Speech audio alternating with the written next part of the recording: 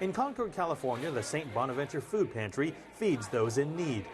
Mariana Aziz is an immigrant from Egypt and also a pediatrician looking for work. Her husband recently got a job as a security guard, which ironically makes it harder for them to get help. I can't understand that. When we first came here, we didn't need to get any food from anywhere.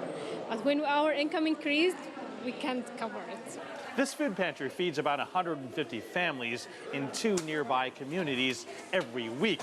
Each family gets enough food to last them about 2.5 days.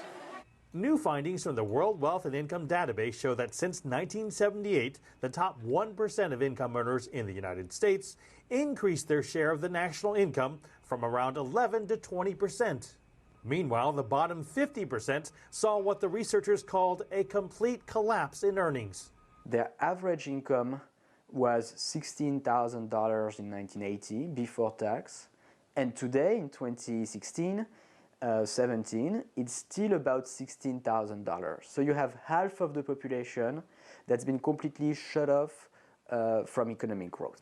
The income gap in China also widened, with the top 1% doubling their share of the national income to about 13%. The income of the bottom 50% has been growing less than average income in China, just like in the US. But there's a key fundamental difference with the US, which is that in China, the bottom 50% average income has been multiplied by about 5 since the late 1970s. Yeah, looks like good stuff. Volunteering at the food bank, Tim Betts also counts on the food here to provide for his family. His wife works as a pharmacy tech, and he's on disability benefits after suffering numerous injuries working as a pile driver operator. It's a spinal cord stimulator. His last job as a window salesperson disappeared when the housing market crashed in 2010, also resulting in an underwater mortgage.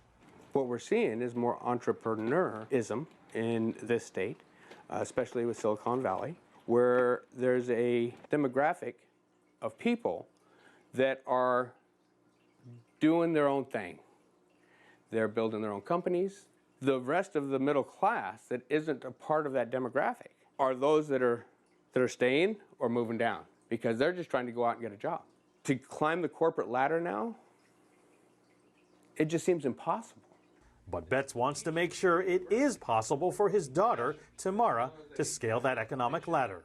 This is my straight A student. She is phenomenal in math and geometry, and whatever engineering job she chooses, I'm going to find a way to get her there. Mark New, CGTN, Concord, California.